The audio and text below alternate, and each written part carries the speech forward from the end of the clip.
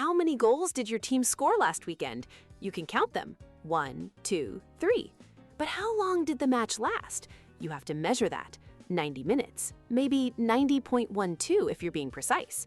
This is one of the most important rules in statistics, the difference between counting and measuring.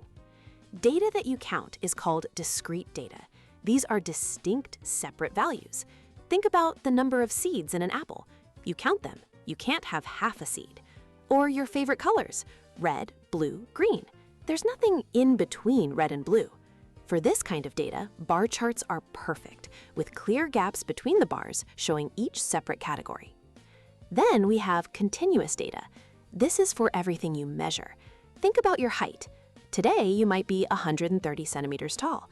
Tomorrow, maybe 130.1.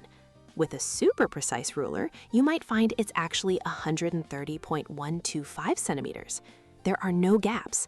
Another value is always possible. Time, temperature, and length are all continuous. The best way to show how this data changes is with a line graph, which connects the dots to show a smooth trend. So why is this so critical? Because using the wrong graph creates nonsense. Imagine you made a line graph of your friend's favorite video games. The line would connect Minecraft to Roblox. What does the point halfway between them even mean? It's meaningless. It implies a blend that doesn't exist. Even tricky things follow the rule. What about money? It has decimals like 10 pounds and 50 pence, but it's still discrete. You can't have 10 pounds, 50 pence, and a half. The smallest unit is a single penny.